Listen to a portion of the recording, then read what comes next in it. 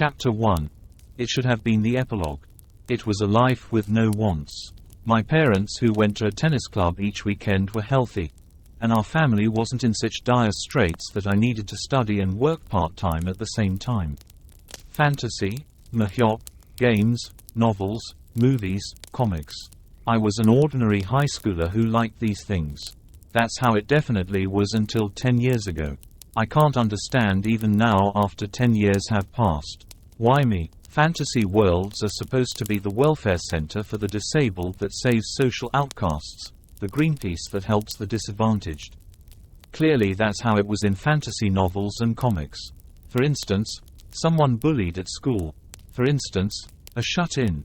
Summoning those B-rank humans who found it difficult to live on Earth to a fantasy world, giving material and spiritual support so that they could live a rosy life. Looking back on it now, the way these stories played out was truly retarded. That's why this had to be a mistake. Listen carefully. I lived just fine on Earth. I was a cultured citizen who shared and discussed novels and comics with friends every day. No, my circumstances were better than my school friends. I was a bourgeois who could majestically spend 100 won in front of my friends who went around looking for free events and illegal downloads. Now, if only my face had been a little more handsome. No, never mind. Why is someone like me treated the same as those losers in life? You also think this is wrong, don't you? I looked down at a fallen comrade, seeking agreement. Of course, they had no hope of surviving as I had crushed their heart for certain. But the glaring light in their eyes alone was quite lively. Had this been the law-governed country Korea, somebody who witnessed this scene of slaughter would have reported it to the police and things would have become troublesome. However, this place wasn't Earth, a fantasy world ruled by those with power, a utopia for savages. It was a world where, as long as you had the physical strength, whether it be money, glory, power, women, anything could be had or stolen.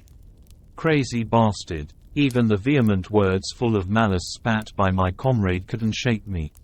All it was to me was like the barking of some dog. Calling the hero Nim who will be slaying the demon king that threatens humanity crazy. Aren't you touched in the head? I was a hero. Someone who was chosen as the apostle of justice. It wasn't a title I decided on. The natives of this world summoned me here and called me as such as they pleased, saying that I was the hero of legend who would save the world. Somebody like you isn't a hero. Cough. Are those your last words? Quote. There was no retort from that comrade who had vomited blood from between their lips. They were no longer able to glare at me with anger. I turned my back on the comrade, with whom I had shared lasting bad blood, without regret. The corpses of my other comrades had long been scattered around the place, lying on the cold ground. Sword princess, fairy king, sage, mercenary king. They were heroes who were overwhelmingly stronger than me at one time. But at present, after 10 years have passed since my forced summon to this fantasy world, they were no match for me one-on-one. So I killed them, right before the battle with the last boss, the Demon King. I slew them cleanly by surprise. Oi, try talking again if you happen to be alive. Quote. Weren't you going to kill me as well after killing the Demon King?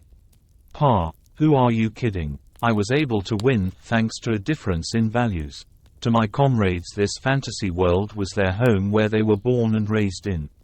If the hero lost to the Demon King, then their family, friends and lovers would be at the mercy of the demons, so they couldn't thoughtlessly lay a hand on him.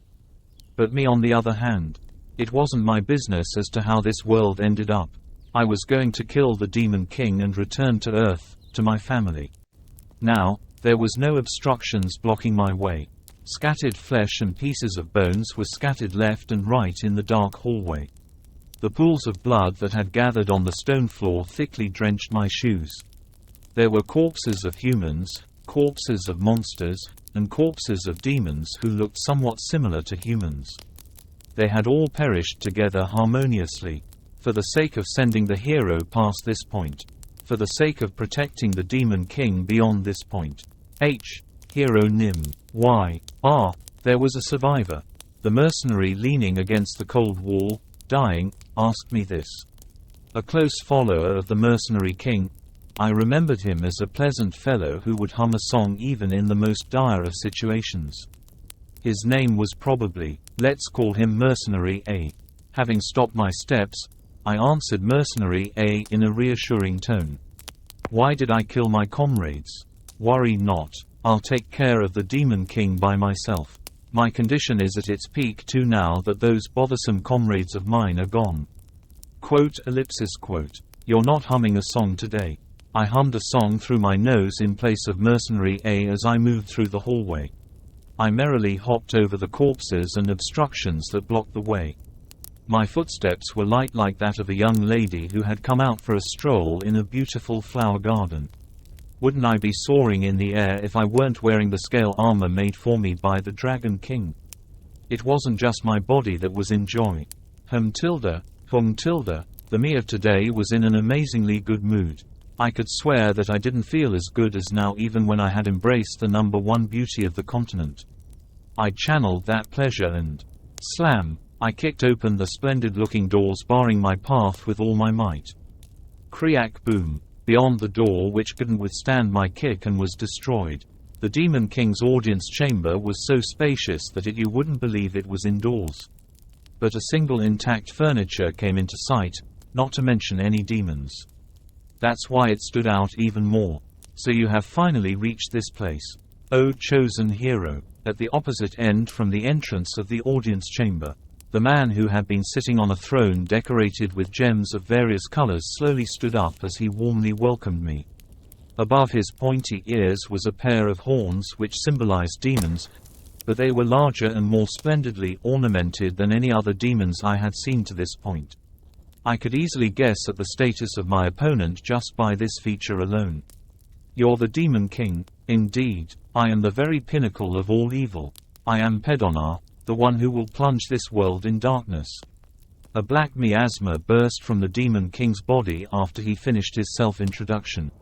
Seeing that powerful performance of his, I grew convinced that he wasn't one of those clones, fakes that I had slain to the point of getting sick and tired these past 10 years.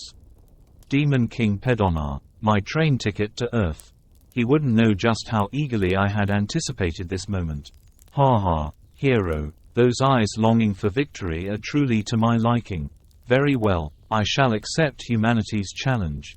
Wait, quote. There's something I want to ask before we fight, you see. Why is it that you merely stood by and watched the deaths of your subordinates? It was a question which I had constantly harbored for the past 10 years.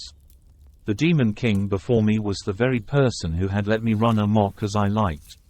There would forever be no chance to ask this question if I didn't do so now. Demon King Pedonar frowned in response, his good humor soured. Merely stood by. How unpleasant. I have always dispatched stronger subordinates in order to take revenge. And they died. So I sent even stronger subordinates.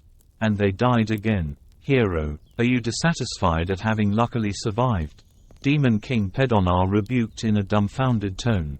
The way he looked at me as if I was truly foolish caused a burst of emotions in me.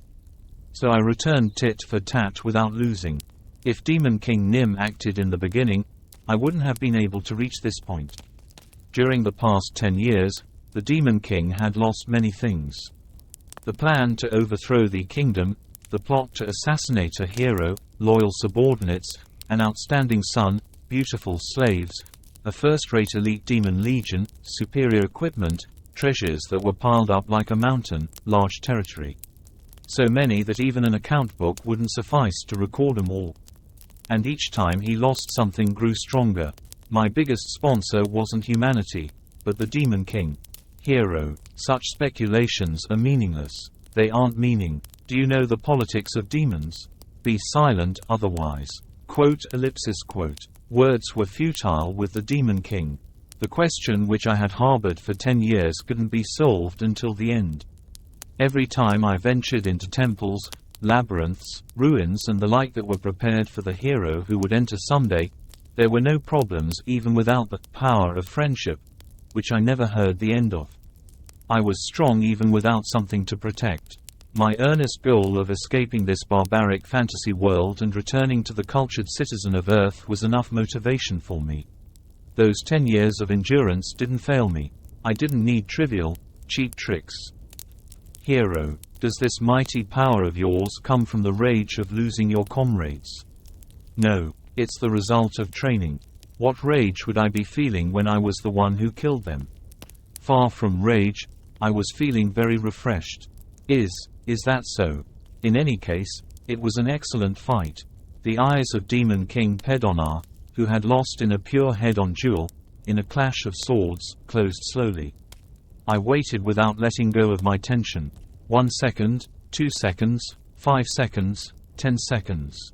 But the dead Demon King didn't move an inch. There was no development of a consolation match that went along the lines of, "Now I'll face you for real. Are you for real? This is the end. Hello?" Ha, I had toiled for 10 years in order to defeat the Demon King. But it ended so simply like this. Looking at the Demon King's corpse, which was lying face down like a matchstick, curses rose to the tip of my tongue. I grew dispirited. Damn, they say the ignorant are fated to labor. A list of names of those bastards who had over-exaggerated the Demon King, who wasn't even all that rose in my mind, but I decided to be understanding with a generous heart. Right now, it was a waste of time to even bother with them. I looked up toward the sky and shouted in a loud voice, "O God of the fantasy world, I have defeated the Demon King as promised. Please return me to Earth now." There was no use in regretting the past. I thought of the things that I was going to do after returning to Earth. Being a good son, dating, games, being a gourmand, the Olympics, going on a quest for justice. I waited to go back with an excited heart. Hero Nim, has your adventure been enjoyable? Yes, so quickly send me to Ear. The path of a true hero is truly difficult. But there were countless bonds that encouraged you who did not lose your hopes and dreams. From them you learned friendship and love, and after maturing together with them you defeated the wicked Demon King at last. Congratulations truly. Shall we look at your grading now? Wait, grading. It was my first time hearing this.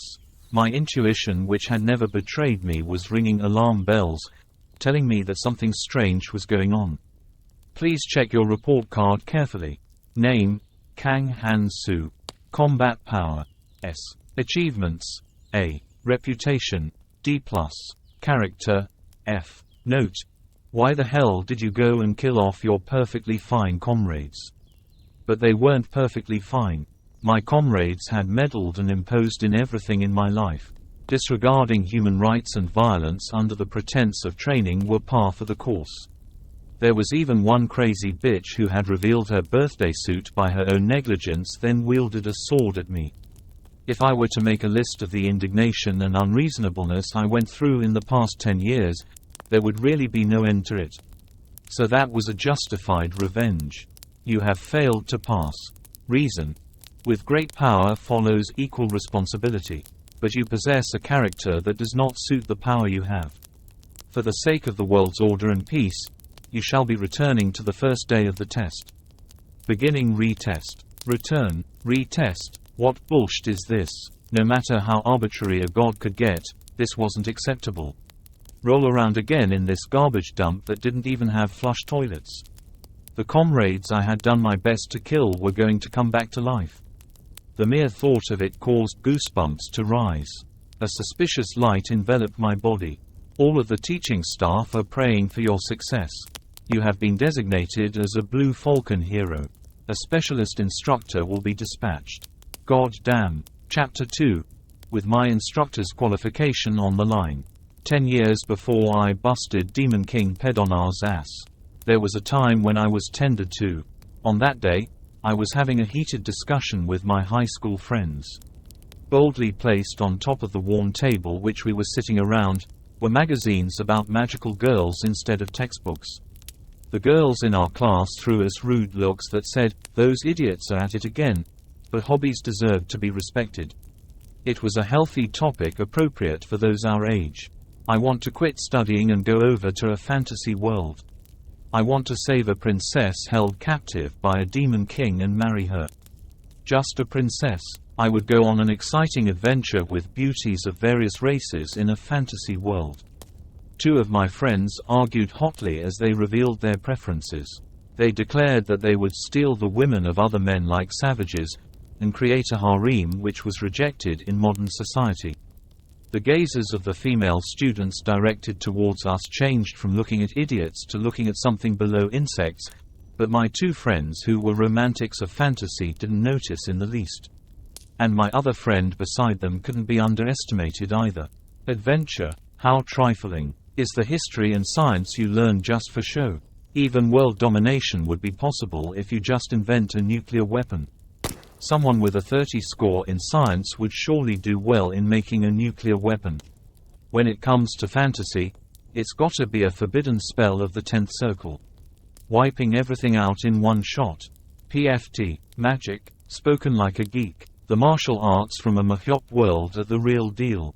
Have you even heard of a sword master? The things they wanted to do in a fantasy world. The dreams and hopes my friends spouted as if boasting were all outrageous things.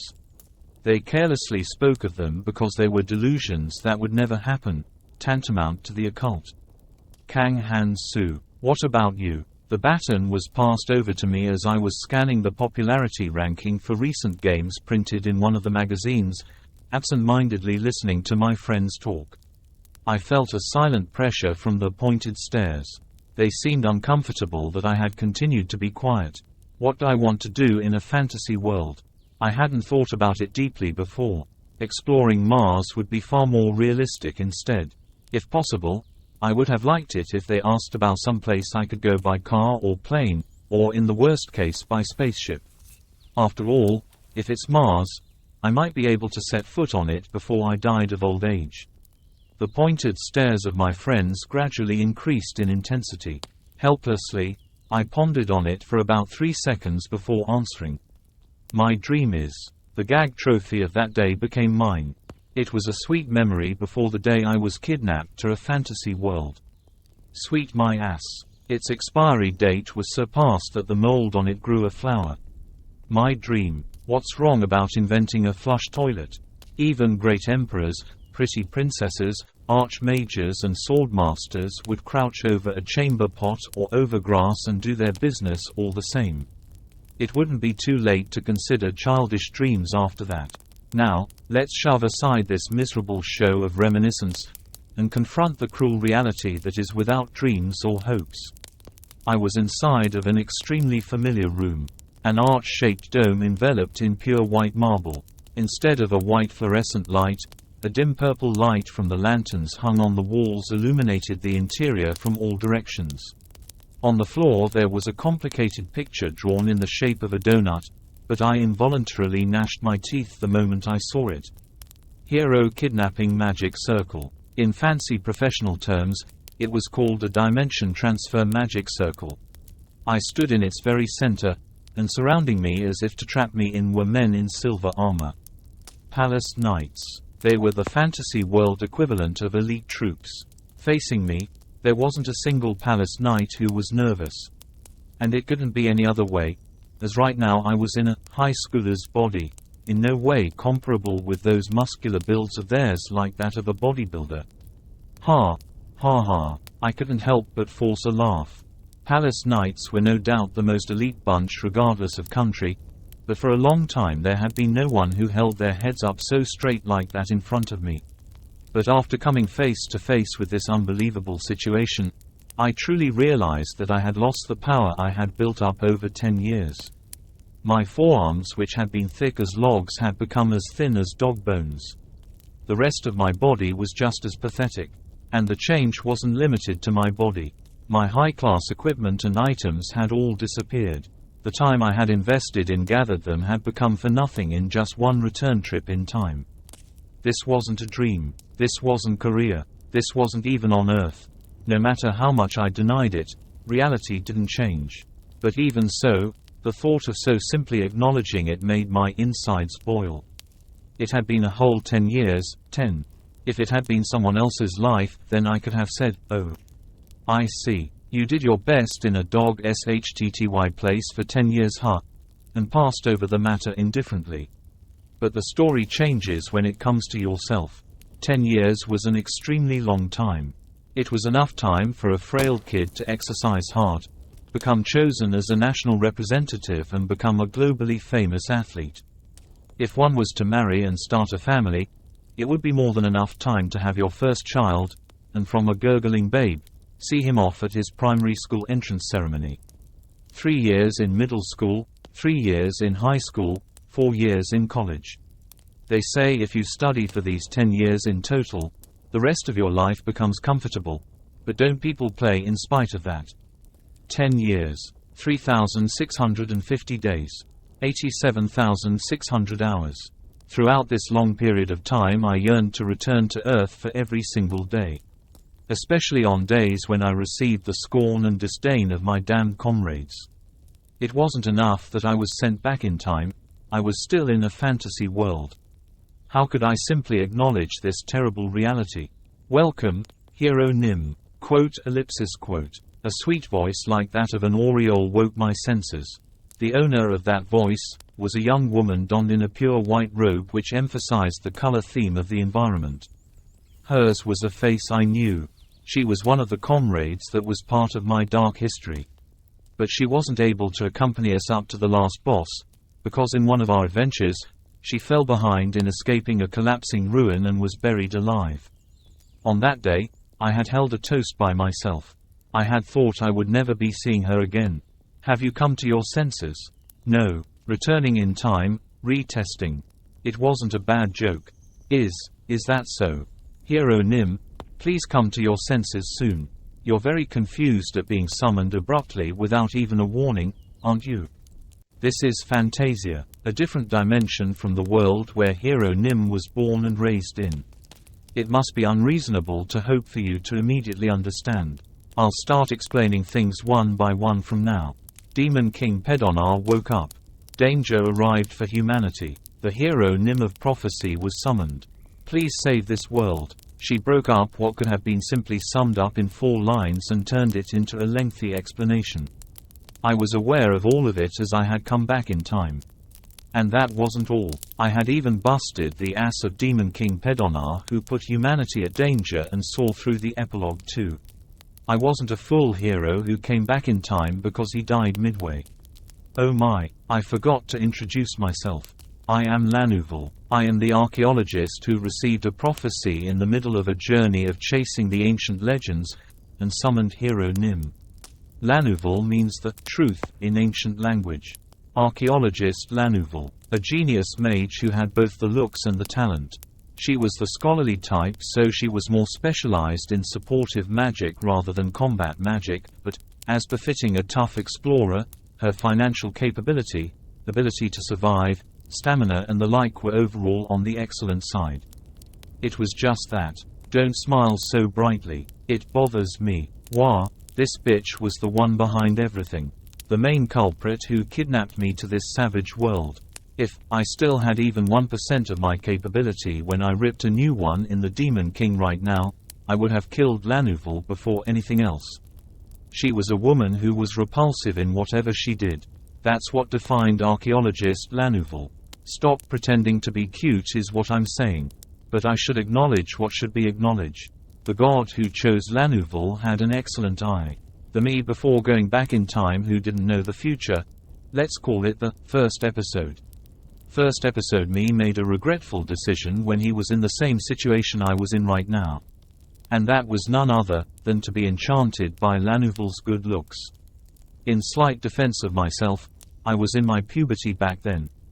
And Lanuval was pretty. Her beauty was overwhelming to the point that the game character cosplaying professional female actor who I liked seemed like a squid in my memories in comparison. But not anymore. Lanuval was as pretty as ever, but I had changed. I had come too far to fall for a beauty trap. That, kidnapping someone who was living just fine and asking him for help. Do you find this situation amusing? Do you feel like bursting out in laughter just looking at my face? What a brainless truth like that name of yours, Lanuval. Do you have a death wish? Lanuval's gorgeous smile froze. Now that's more like it. I am sorry. Lanuvel, whose neck was shrunk back like a turtle, apologized in a crestfallen tone. But she wore a look that said she didn't know why the hero was being angry. The hero would save the world. In this fantasy world, it was common sense that was accepted as naturally as the harmony between yin and yang. The summoned hero would carry dreams and hopes and set off on an adventure. Every generation of heroes recorded in history books were all like that. Clank. I heard the metal sound of armor. Hero Nim. His Majesty awaits you. Had he been waiting for that noisy Lanuvel's mouth to become shut? One of the palace knights who had been waiting by the side relayed those words to me. Though Lanuvel had received the prophecy, she was only an assistant. The material cost, magic catalysts and the like that went into making this dimension transfer magic circle I was currently standing on would have been an impossible requirement if not for the support of an entire nation. In short, the kingdom was behind this. I'm also waiting. Why are you surprised? Well, that's... The incompetent palace knight who couldn't comprehend words asked what I meant. It was my fault for expecting too much of fellows who were muscleheads through and through. I should explain in a way easy to understand. Think carefully. How many heroes are there in this world who can slay the Demon King? Only you. The palace knight immediately replied without much thought. Just as he said, I was the only hero. This body of mine was far more precious than a mere fantasy king that could be endlessly replaced by princes like car tires. This world would end if I died. You understand now, right? Let the king know that if he wants to meet me, stop testing the waters and come out quick. My time is expensive. If you've got a problem with that, then you lot can defeat the Demon King instead. Quote. All those present were struck speechless at my bizarre utterance. I bet they couldn't think of any words to retort with. Retort? There is an old saying, that no one would lower their heads before a hidden gem. Lower yourself, hero Nim. Those who raise themselves will fall lower, while those who lower themselves will rise. Modesty is a virtue and at the same time, it allows one to distinguish oneself from the ordinary. A long line of nonsense was trying to lecture me. It wasn't clear as to whether this presumptuous lecture was from a voice or was a message. It was hard to tell as it was delivered directly inside my head. So who are you? Answer: a special instructor. It appears that you have received an F score for character. That is no easy feat either. But do not worry too much. It is for you that I was dispatched. I shall do my all to help you in being reborn as a respectable hero. With my instructor's qualification on the line. My God. Professor Morals reporting for duty in a fantasy world. Chapter 3. Begin self-study. Answer: it is understandable that student Kang Han-soo is surprised. Heroes who have passed the test graduate without even knowing the existence of a special instructor, after all. Even if they fail to pass, most of the time they are made to quietly take a retest. The number of times the teaching staff get involved are so few as to be counted on a hand. Retest, as in going back in time. The protagonists who lived pathetically and died pathetically in regret. Without any reason they would go back to the past and make a new start. They wouldn't be told the reason for the return. Why? Explanation: the purpose is to have them reflect on their mistakes and correct them by themselves. There is a saying that people make mistakes faster than river water flowing into the sea. Everyone makes mistake, but student Kang Han-soo is different. If only looking at the result, you succeeded. I had subjugated Demon King Pedonar, cleanly accomplished the role of a hero, thoroughly exterminated the demons so that they could never again threaten the peace of humanity. I had even shattered the Demon King's soul so that he couldn't revive for eternity. It was a perfect conquest that didn't leave any room for future trouble. Conflicted, that is the problem. By rights, you who intentionally made mistakes repeatedly should have suffered the bitter taste of crushing defeat at the Demon King's hands. Yet you effortlessly won against him. Failure is said to be the mother of success. But you do not reflect on yourself because you did not fail. I could understand what was being said. Isn't this guy here to preach because I'm not repentant? Affirmative. Exactly. Good people are said to be like water. It is because water does not fight and is helpful to all things. I will be eagerly looking forward to student Kang Han-soo becoming a deep and wide ocean who will care for his comrades. Locking horns with the Demon King seems easier. Laughter. This will be it for the theory, and the practical lesson begins from now. I shall be coming again around this time tomorrow. Work hard, comrade. Ha, this homework was a headache. Ah, Hero Nim, are you hurt somewhere? Gripping onto your head all of a sudden. Dimensional transfer is a magic that still hasn't been tested. There might be an unknown side effect, so please let me know if a problem occurs in your body. Lanouval had been no more than a cat's paw. The mastermind who had ordered her to kidnap me had appeared. Professor Morals. I did remember that right after defeating the Demon King, I had received a one-sided notice that a special instructor would be dispatched. But I hadn't taken it seriously as it had been much too absurd. Yet to think it was real. All of the teaching staff, is it? I surmised that they were a group of instructors who trained heroes. Like how students who liked to play were locked up at school or in an academy to study all day, could they be kidnapping ordinary folk to this savage world and raising them into warriors under the name of hero? I couldn't tell the goal of this organization, but it was certain they had no malice or hostility towards me. Otherwise, there was no way I would still be alive like this out in the open. These people were capable of effortlessly sending me, someone who had demolished the Demon King, to the past. If they became displeased, they would be able to kill the likes of me anytime. As such, I decided to cooperate for now, until I managed to find a clear plan to oppose them. Lanouval, lead the way to the king. Professor Morel said that modesty was a virtue, did he?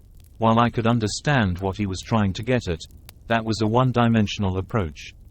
This was a fight between the king and I to hold the initiative. I was neither a citizen of this country, nor did I have the obligation to obey a kidnapper. I was no hunting hound. I wasn't a free volunteer either. I was going to fight for my fair rights as a human. I wasn't going to submit to the likes of a ruler who would only sit on his throne, nodding his head and ordering, "Fight against the demons with your life."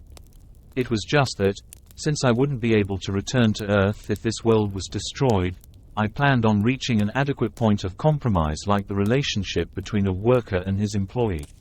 Professor Morel's words had a point as well. Although I liked to fight for initiative where it was obvious I would win, wouldn't showing a beautiful appearance of conceding first as a cultured person of Earth also a worthy approach? I thus decided to go over myself first. Hero Nim. It's this way. Lanouval had been stamping her feet under her robe, at a loss on what to do. Her face had brightened upon hearing that I would go meet the king on my side. Apparently, it was her first time meeting a hero like me. The expressions of the palace knight which had been stiff as stone gradually eased as well. After all, they who lived on honor and pride had the stable job of protecting maidens and the king. The romantics of the fantasy world. Regrettably, they weren't on the hero's side. Hero Nim, please watch your words before His Majesty. A palace knight asked me this as he intimidatingly looked down on me. Imagine it. Imagine yourself surrounded by large men the size of German tanks, Russian brown bears. It wouldn't be strange if your heart shriveled in on itself. What are you glaring at? You gonna hit me? But that wasn't enough to make me cower. I was the hero Nim. The only hope of taking down Demon King Pedonar. If I were to die or didn't cooperate, this fantasy world would be ravaged by the Demon King and ultimately fall into ruin. That's why these men didn't have the guts to beat up the hero. As long as I was careful of that guy who didn't care for the likes of humanity's future. Ooh, hero, good spirit. Wait, this voice couldn't be. I'll hit you as you wish. Laughing heartily, a giant who was about a head taller than the palace knights, who had the large frame of bodybuilders, came charging over. I couldn't react at all. A fist the size of a stone pot lid came flying at my face. I'm gonna die. That was the only thought in my mind. The me at the end of the first episode would have easily dodged it, but right now I had the crappy body of a high schooler which couldn't even avoid a fast pitch of a baseball. Why did this bastard appear here? It was a miscalculation. I was complacent. Whoosh! The giant's fist grazed past the rim of my left ear. Had it surpassed the speed of sound? A fierce wind blasted by my eardrums a beat later. The inside of my head buzzed as my ears rang. Blood trickled out of my ears. Perhaps my eardrums had bursted. Mr. Alex, are you planning on killing Hero Nim? Lanuvel scolded the giant with a face drained of color. But the giant who was reprimanded passed it off with a laughter as if it were nothing. Ha ha, it's a test of courage, I tell you, a test of courage. Look, he isn't dead, right? Yes, this was what I didn't like. These savages would kidnap innocent people and use violence on them. They would set you on a pedestal calling you Hero Nim, but they would actually treat you lower than a human. Like hunting hound or toy to be disposed of after use. But it was going to be different this time. Professor Morals. This is self-defense. Talk. I took a step with my right foot to the giant's side and slightly bowed my hips. I thrust my right hand inside the left pocket of my pants. Inside the pocket, as I had expected, was a mechanical pencil. Although it couldn't be compared to fangs or blades, the 0.3mm mechanical pencil I had used in my school days could be considered quite sharp. Sharp enough to use as a weapon. The first reveal of this chapter happened through N0, Vel Beam. I was in an unstable posture with my torso lowered and the center of my weight leaning forwards, but I didn't panic and used that momentum like an athlete. It was too crude to be called Aikido. My body wasn't capable of performing the technique. But still the deftness of my hand was in a different league compared to laymen. I was different from a lenient instructor of a kendo club who had never killed a person before. I was a hero with 10 years of experience. I had confidence when it came wounding others. With my murderous intent hidden like an assassin, I stuck close to the giant in a natural manner and blocked his lower vision. I then swung the mechanical pencil in my hand. I would have aimed for his heart or waist had I had a proper blade. But there was only one part that could be injured on this giant whose skin was hard like stone. This punk. The giant retreated in fright. My surprise attack had been perfect, but his movement was swift despite his lateness in noticing it. Rip. My 0.3mm mechanical pencil only managed to rip a straight line down the crotch of the giant's pants. Regretfully enough, there had been no sensation of tearing flesh. It didn't work out as I wanted because my body was slow, even though it would have been a success had I recovered even 1% of first episode me's physical abilities. Pity. I had unfortunately failed in turning him into a eunuch. It wasn't simply on the level of taking revenge. I strongly felt that, of all people, I could never lose to this giant at least. He could be counted among the top 5 in terms of those whom I harbored the most resentment towards. Sword King Alex. In the first episode, 5 days after having an audience with the king, I met Alex for the first time in orientation that took place in the royal training grounds. And I was beaten like a dog by him from the first day. Under the excuse of practical training. But in this second episode, because I made a commotion without panicking, it seemed I had drawn his interest early. For starters, he was my teacher in swordsmanship as well. Mr. Alex quickly apologized to Hero Nim. Lanuvel, whose face had become beet red, yelled loudly. Alex, who had become just as red in the face, protested as he pointed with both hands at the ripped crotch of his pants. Lanuvel, look at this. I suffered too. Just what do you want me to look at? Speechless, Alex shot daggers at me, the culprit. But he shrunk back when Lanuvel, who stood beside me, opened her eyes wide in a glare. Kook, an assassin with a frail body like that. Interesting. Very well, damned hero. If you best me, Palace Knight Captain Alex, I will officially kneel before you and apologize. I promise you this upon my honor as a knight. Lies. He didn't apologize even until the moment of his death. Swear on your 2 balls.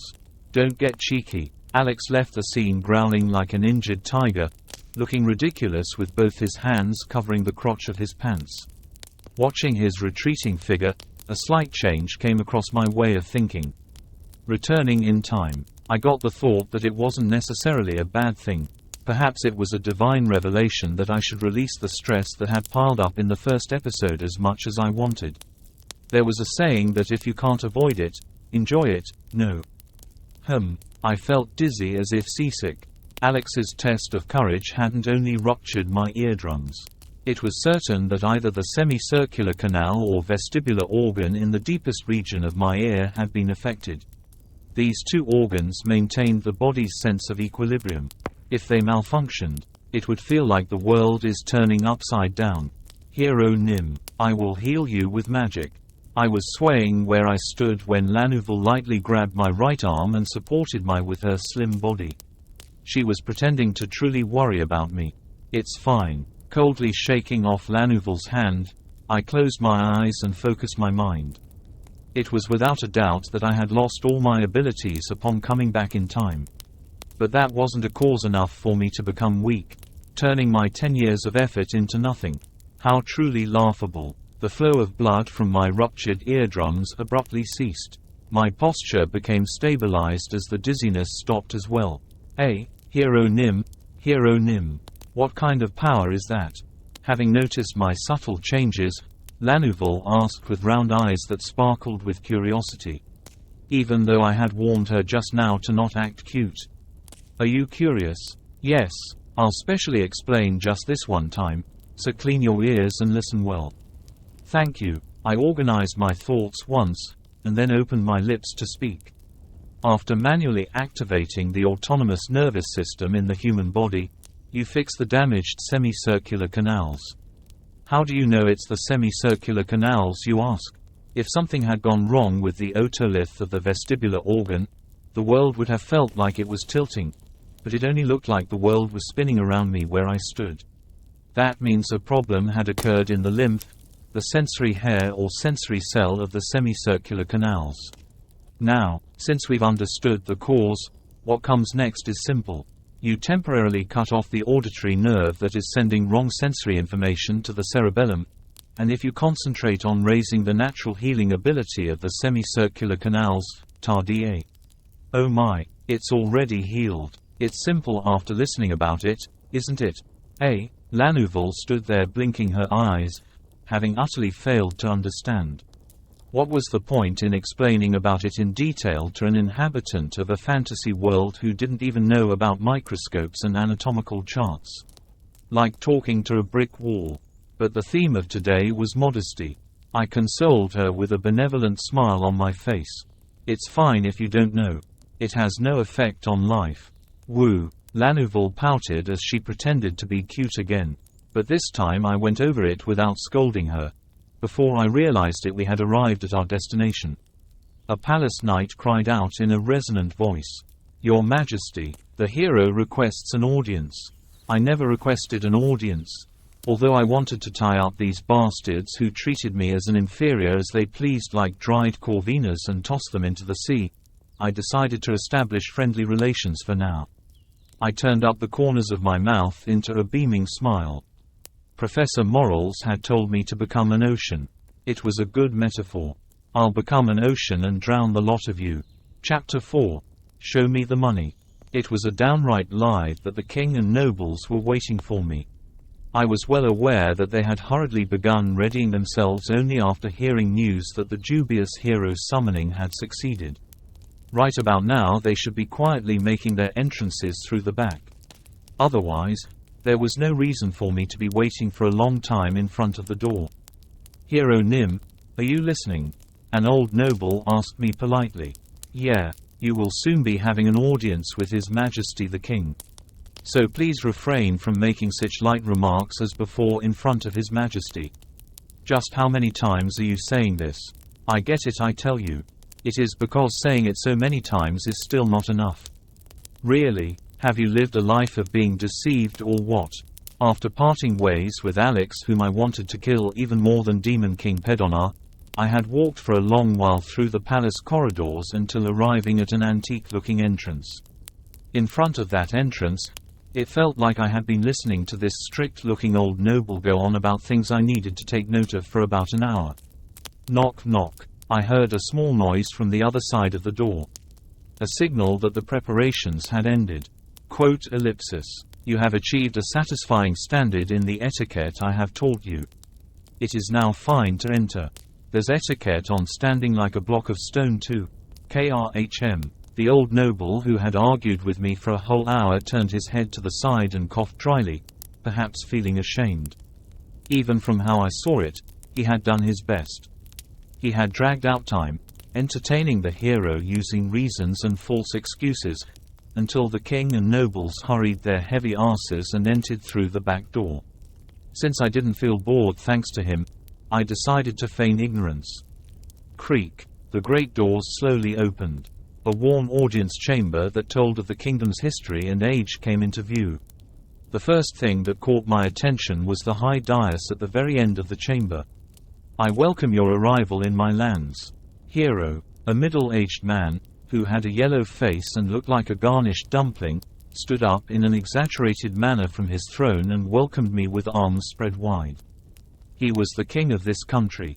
Although he was said to be a battle-mongering figure who had often set out for the battlefields in his younger days, now he was just a dumpling wearing a crown. There was a long line of irritating faces on display within the audience chamber. The prince, princess, queen, nobles, knights, magicians. I already knew about the ominous dark clouds that hung over this country, but I didn't even have a bit of inclination to give them the precious gem-like information from the first episode, much less solve what was to come. Hero Nim, you are in the presence of His Majesty the King. A palace knight surreptitiously hinted at me to quickly give my greetings. In the first episode one had given a respectful greeting, though it wasn't received that well. Now, was because I knew the future. I couldn't feel the need to get into the good graces of the dumpling king who would be assassinated in the near future. But the theme of today was modesty. I decided to play along with the other side for now. I thank your hospitality, your majesty. I greeted the king in the etiquette of this country which I had to learn even though I hated it. But I didn't overdo my bow in the least. Was he satisfied by my submissive attitude? A smile sprouted on the king's face like a blooming flower. The many people of power I had met on political matters in the first episode had managed their expressions well, yet this king was truly an exception among exceptions. His face was excessively honest. To put it kindly, he was kindly, but to judge him normally he was incompetent. The nobles observing me whispered among themselves. There's discipline in his movements. His etiquette is even more excellent than that son of mine. I had imagined an ignorant barbarian. Memories of the first episode flitted through my mind. The days of humiliation when I was called a barbarian who didn't know manners by these savages. But it wasn't like that this time. 10 years of experience in a fantasy world. I had grasped the etiquette and culture of all countries and races. Though I hadn't studied them because I liked them. The face of the king, whose mood had become good, was even brighter compared to our meeting in the first episode. His face became like a tasty-looking king dumpling as the corners of his lips rising on both sides caused his cheeks to swell. The king turned to look at Lanouval and spoke. You have worked hard, archaeologist Lanouval. I am honored, your majesty. After giving her a short compliment, the king once again seated himself on the throne, and then threw me a question with a voice full of expectation. Hero, are you able to see your abilities? It was called status in English. Putting aside that the dumpling king's voice was a little gentler than the last time, things were playing out just as it had in the first episode. Status abilities existed in this fantasy world. It was made so that your own development index could be understood at a glance, generously indicated in words and numbers. Just like a hologram from a virtual reality game. Race, arch-human. Level, 1. Job, hero, experience increases by 500%. Skills, interpretation, A. Fortitude, F. Assassination, F. Status, good. When repeating a certain action or situation it would become a skill. And by raising proficiency the skill rank would rise and its efficiency and power would increase. Interpretation, A. was given as a starter in the first episode as well, but the Fortitude, F, and Assassination, F, next had to be a result of Sword King Alex's test of courage. Although I was aware of it, each look at the status window prompted a bitter laugh out of me. From level to skills, everything had been cleanly reset. I can see it very clearly, Your Majesty. Level 1, and my job is hero. Ooh, can you tell the perk of a hero? It is a 500% experience bonus. 500%. Not only the king, but everyone in the surroundings was shocked. And how could they not be?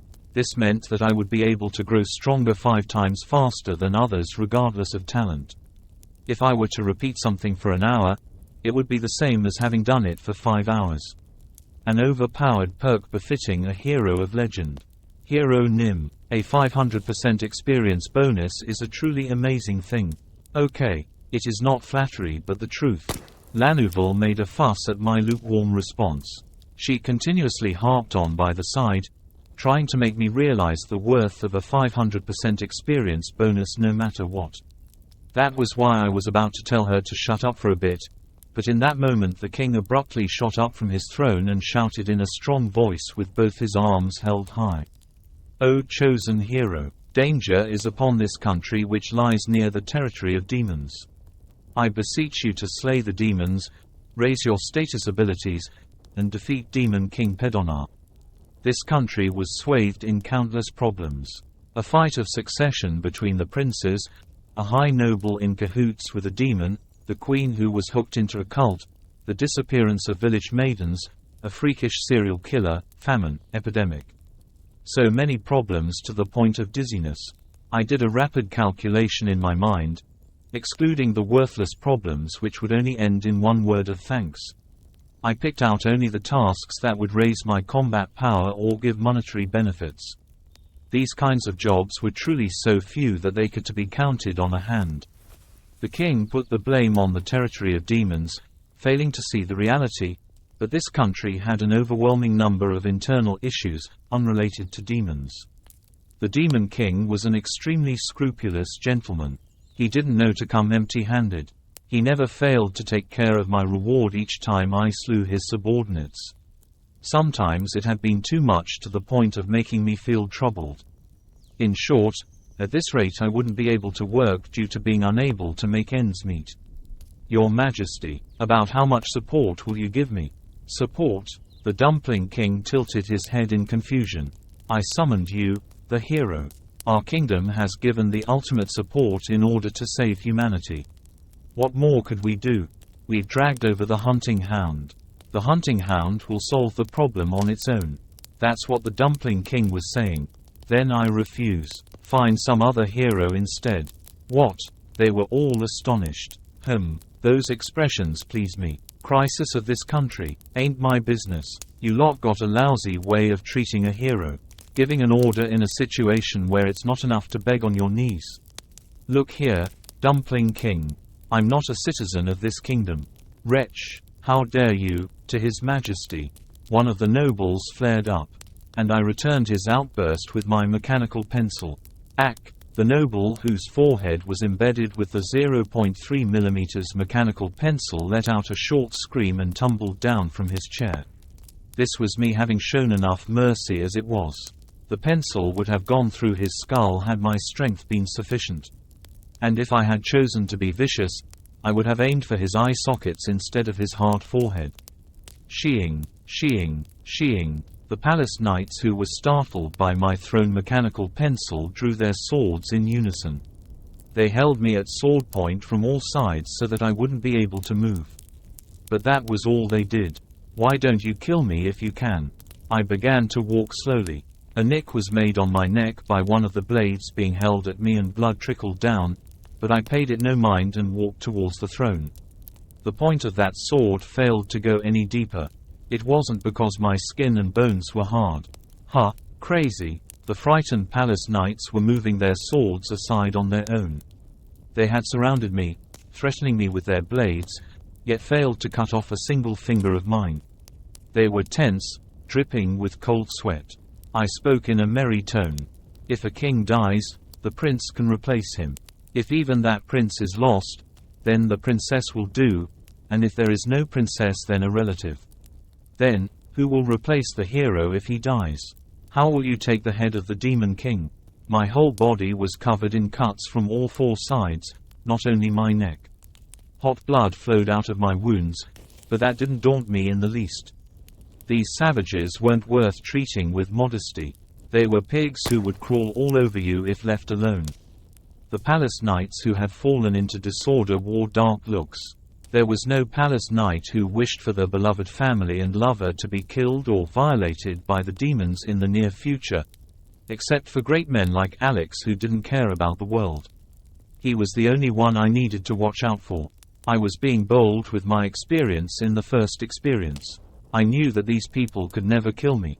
It wasn't of my concern whether this fantasy world went to hell or not. But if I died in these lands, there was no guarantee whether I would be revived or things would restart like a game. I was also afraid of death. But I was the victor in this psychological battle. Your Majesty, do you have any more words for me? Politics was a contest of spirit. The one with the bigger voice would always win. Hero, I have summoned you in order to protect these lands. I had ordered the purchase of magic catalysts from many nobles and merchants, and commanded Lanuvel to call you unto this land. So, you belong to our kingdom. So the Dumpling King declared. His logic was one that I truly couldn't even laugh at. I'm not a fish. The owner of a fish is the fisherman who caught it, but I'm a hero. Belonging to your kingdom, what a riot. Announce that to the world, why don't you? See how this kingdom will end up. This chapter's initial release occurred on the November E.L. Bean site. The nobles began to make a commotion, the two princes who were aiming for the crown included. The queen, who had been hooked into a cult that worshipped an inferior demon, looked like she had many things to say, but she didn't speak up thoughtlessly. An atmosphere that was to my liking. It was here that I dropped a statement in a tone of finality. I am going to leave for a country that will favorably treat a hero. It's no use even if you stop or imprison me. I won't even twitch a finger. The moment the truth comes out that you oppress the hero, hope of humanity, that will be the end of this country's fate. That includes the rest of you who supported the foolish king. The nobles and knights who had been listening swallowed their breaths. Hero, what sort of support do you wish for? The Dumpling King, who had become nervous, shouted. He didn't ask for the opinions of his loyal subjects or the high-ranking officials, tacitly thrusting forth a blank check first. It was no different from declaring surrender. High-quality food, clothing and accommodation, equipment, potions, military map, diplomatic immunity, room service. Room service. This. I shyly waved my pinky finger. Quote, ellipsis quote. And your Majesty. Is there still more, O hero? The face of the king, whose forehead had already gained more wrinkles in this short span of time, was as sorry-looking as a steamed dumpling that had fallen to the ground, though I still had no intention of letting him off. Show me the money. A role-playing game that you had cleared once already was bound to be boring. Let's key in the cheat code and walk only on a flowery path. Chapter 5. I've got 8th grader syndrome. Incredulous. I did not expect for you to cause an incident again in just one day. Have you heard of the saying that a wounded wild boar will oink ceaselessly? The king, who has paid a material price, will continue to make requests of you. Greed rots your soul. Professor Morals. I think the corruption has gone too far. Sigh. A bad compromise is better than a good lawsuit. There are times when you must endure a loss even when you can win. If I had enough time I would watch over you by your side, but the influx of students is keeping me too busy. A day had passed since I struck a deal with the king. Although the injuries all over my body were healed with Lanuvel's magic, there was nothing that could be done about my anemia, so I was lying down in a luxurious room as if passed out. Still, my bloody struggle had borne fruit. I had gained a hero activity fund, a splendid feat that was impossible in the first episode. But in any case, students. Explanation. The owner of a mill thinks that wheat only grows so that his mill will turn. Student Kang Han Soo. You are not the only hero candidate. There have been quite a few graduates already. The heroes who have safely returned to Earth are living happily while helping their neighbors in need. Professor Morals only left the words, "Try harder," before going away. Today's conversation came as a significant shock to me. I'm the mill owner. It turns out I had 8th grader syndrome. The world didn't revolve around me as the center. It wasn't only the Korean Kang Han-soo, who had crossed over to a fantasy world. The countless promising 8th graders of Earth were being raised into heroes, using huge practical rooms each. An educational facility on a dimensional scale meant for one person. The magnitude of it was so ludicrous that I couldn't keep up with the reality of it. Hero Nim, is there something troubling you? Lanuvel, who had been sticking to my side all day long starting from yesterday except when sleeping, asked me with her head tilted to the side. Lanuvel, is it certain that I'm the only hero summoned to these lands? Yes, it's certain. Professor Morals had said he was busy because of the influx of students. That even at this very moment, countless heroes were in the middle of a journey to slay Demon King Pedona. But the hero of this world was me alone. That being the case, parallel worlds. Could it be that there existed as many fantasy worlds identical to this one as the number of students? Like an offline role-playing game that is enjoyed alone. The ludicrous scale of all this became even more nonsensical to me. My head throbbed with pain, so for the time being I put that train of thought on hold. I decided to think on how to return to my home planet a day sooner. Those graduates were said to have returned to Earth and were living happy and well. There was no rule saying that I couldn't do the same. Lanuvel, follow me. I received a whole bunch of gold coins from the Dumpling King. The king, who had felt a sense of crisis at hearing that the hard-summoned hero would be leaving, had opened wide the national treasury to try and gain my goodwill even if by using money. But a condition came along with it. Wow, just how much is all this? There must be no one in the history of heroes who saved humanity that loved money as you do, Hero Nim. You're really amazing. SSH. Lower your voice, will you? People are giving us strange looks.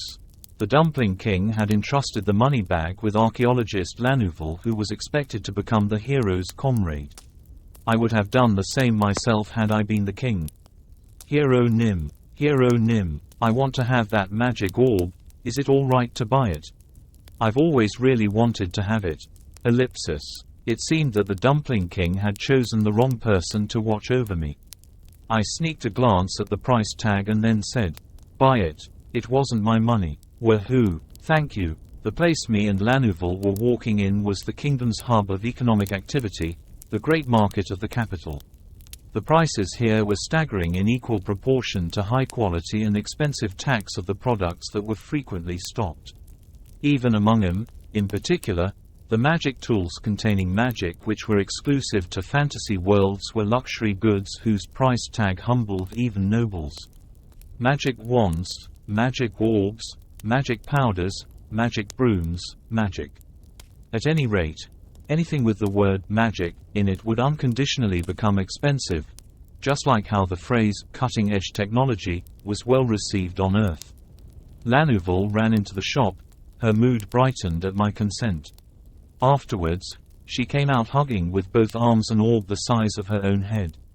She was wearing an extremely happy face. At the sight of her like this, the youths passing by on the streets stared vacantly. Lanuvel, hurry up and follow. Yes, Hero Nim. I gave a click of my tongue and called her over with a gesture as if beckoning to a puppy. This was all for the sake of those ignorant youths. They appeared to be dazzled by the detestable Lanuvel, but you needed to at least be a wealthy high noble in order to cope with the expenditures of this young, genius mage. A date or two and the pillar of your household would be pulled out entirely. Currently, my outfit was perfectly fantasy style. The reason for this change was partly because the uniform I had been previously worn was reduced to tatters by the palace knights, but mainly because in the first episode, I had drawn unnecessary interest and trouble by boldly strutting down this street in uniform. I wouldn't do such a stupid thing now. That, and I had become used to wearing fantasy-style clothing in my 10 years spent in this world. This didn't mean that I liked it though. Fluttering sleeves, tight stockings, long collars, peacock feather hat, pumpkin pants that was tight in the crotch, crimson shoes, shiny floral pattern. It was fashion terrorism with unknown origins. However, what an extraordinarily splendid attire. A noble, and a distinguished one at that. Is he the son of some amazing family? The people of the kingdom who mistook me for a noble didn't cause trouble for me. Even 10 lives wouldn't be enough if you made a wrong move in front of a noble, after all. The reason why I couldn't see any males spouting cliché lines like, "Sonny boy, I'll spare you if you leave behind the pretty thing by your side and get lost." Upon seeing Lanouval tagging along right beside me was also something along those lines. In short, it was a good environment for shopping. By the way, Hero Nim, where are you going? You're not even giving a glance at famous smithies and herb shops. It's your first time here, isn't it, Hero Nim? The black market. What? I'm begging you please, but shut up a little. Because of you, people are looking at me strangely as well when I'm normal. Her neck shrunk back like a turtle. Lanouval retorted timidly. Be you, but isn't it the black market? For the righteous Hero Nim to get involved in illegal auctions, it's only natural to be surprised. Lanouval. Yes, the magic orb you just bought is illegal too. She had bought that orb out of her own self-interest. While I was the one who approved it, she was the one who didn't refuse and went for it. In other words, we were partners in crime. Hero Nim. I thought it over carefully, but I think the black market also seems fine as long as it helps in achieving peace for humankind. Deadly venoms are used in medicine too, right Tilda? Lanouval switched attitudes like the flip of a hand. If you've understood, then come along quietly. Yes, but how will you find the black market? Even I've only heard rumors of it despite having lived here for a long time. They say it's hard to find because the auction location always changes. It was a sharp question. No, perhaps it was only natural to ask. It would be plenty suspicious for a fledgling hero who had only just entered a fantasy world to be more knowledgeable than a local. What kind of excuse can I cook up? Who am I? The chosen Hero Nim. Then think carefully. Would a hero be a hero if he was ordinary? If it was possible to defeat the Demon King with just a 5 times experience bonus perk, those dragons and fairies that have lived for millennia would have long taken him out. If that's the case. As intelligent as she was, befitting of an archaeologist, a subtle change came over Lanouval's gaze. Listen well. The truth worth of the hero who will slay the Demon King isn't shown in status abilities. Amazing. If you've got it, then stop talking back and shut up for a bit. Woo. I made my way towards the pub I had frequented in the first episode. As the place of gathering for the black market would always change, just as Lanouval had said, even the Great Me had no way of knowing where it would take place. Of course, as I had been a regular patron of the black market, I remembered several of the locations. But this time round, the time to visit the black market was moved up greatly thanks to the Dumpling King's funding. I needed new information, from none other than this place. Creak. I pushed aside the sliding door with rusted tracks and entered the shabby pub. I took in at a glance the interior of this establishment, which was illuminated by lanterns and a fireplace.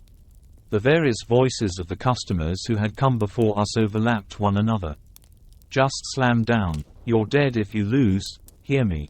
Ho ho. And then, a glass of beer for one here. No. Make that 2. The noisy cries from the fellows who were making bets on arm wrestling, the coquettish laughter of young ladies seducing men, the bard playing a guitar in the corner, the female worker quickly serving glasses of alcohol. It was just as how I remembered it. Very slowly, I stepped inside as I savored the nostalgia of the past. Wary glances were thrown at me from all sides. Although the atmosphere didn't grow cold at my appearance, it was without a doubt that something in the air had changed, because I was a newcomer and a noble. Although I felt inwardly disappointed at the attitudes of the pub folks, which had become different from the first episode, I paid it no mind and walked up to the bartender. The bartender, who had been wiping a glass, spoke to me first. This lowly one's eyes are delighted that your lordship has come to this shabby pub together with an amazing beauty. What will you order? Though our establishment seems old on the outside, We deal in all liquor that are traded within the kingdom. His manner of speech was as smooth as flowing water. Although his eyes that were shaped like a rattlesnake's gave off a sharp impression, his amiable smile, well-groomed moustache and immaculately white suit made up for this. Just as I remembered him in the first episode, I called out the name of my dear friend, the bartender. "Tony, does your lordship know of me?" "Quite well." The great hero would go around defeating the forces of evil. The things that were also considered evil were the smugglers who dealt in shady goods like slaves or drugs, the merchants who circulated them, as well as the customers who desired those goods. This was commonly known as dark commerce. In the first episode, the hero's party destroyed much of the dark dealings spread throughout this fantasy continent and found out a lot of passwords and locations of secret hideouts. By no means was it a pleasant adventure. I had lost friends who were all right along the way. Race: human. Level: 54. Job: assassin. In nighttime, the concealment ability will increase. Skills: stealth, D; tracking, E; business, E; concealment, E; cleaning, F. Status: tense. Tony was a former assassin. He, who had opened a pub after retiring, was a friend who had taught me the way to live in this savage world when I was lost. It wouldn't be an exaggeration to say that he was my spiritual mentor. While I wanted to form a good relationship with him this time as well, like in the first episode, the bothersome Lanuval was present, and I hadn't come here to rekindle a past friendship. I spoke in the language of promise that was only used in the black market. "Tony, has some stock of good liquor arrived today? I will accommodate you a little if you give me a price you would like." "All right." I had been worried about what I would do if the language of promise was different, as the timing was too early, but it turned out I was fretting for naught. I inwardly yelled out in delight as I continued the conversation. "Tony, don't make me speak thrice. Hoot, this lowly one has been rude." Lanuval, who was sitting beside me with her buttocks firmly against her seat, cluelessly whispered, "Hero Nim. You've only spoken once." But I cleanly ignored her. The first time was the question, second time his name. 3 times in total. "Your lordship has good fortune. Black Dragon, a 27-year-old stout that came in today. The flavor will be even better if taken with roast mutton. The liquor that came in today." This would reveal the time and place of the next black market. For instance, if Tony were to say that some good liquor came in 2 days ago, it could be interpreted as, "It will open 2 days later." And the 27-year-old Black Dragon pointed to the exact location of the black market. In addition to this, the promised location could completely change depending on the serving bartender's expression and position. "Today, that is so. You wouldn't have already opened the bottle, right? It would be better to aim for the next auction if it had already begun. If that were the case, I would have introduced another liquor." "Ah, I apologize. I'm quite the suspicious fellow, you see." "Tony, one more question while I'm at it. Is the quality of mutton good?" "Roast mutton." This meant that the main product of this time's black market were slaves. Although they were hard to find on Earth, where democracy and ideas of equality were prevalent, slaves were quite commonly traded in this savage world. The laws slightly differed by the region, but most countries prohibited the enslavement of humans aside from prisoners of war. Hence, it was illegal. "You can look forward to it," Tony replied in a tone full of confidence. Bluffs and exaggerations were extremely dangerous in this line of business, which was why it was safe to objectively consider that the slaves to be auctioned in the upcoming black market would be of good quality. This was very satisfying news to me. "I'll keep the order as is, mutton for 2. "Mutton for 2. I will prepare it at once. I reserved 2 seats for the illegal auction of darkness."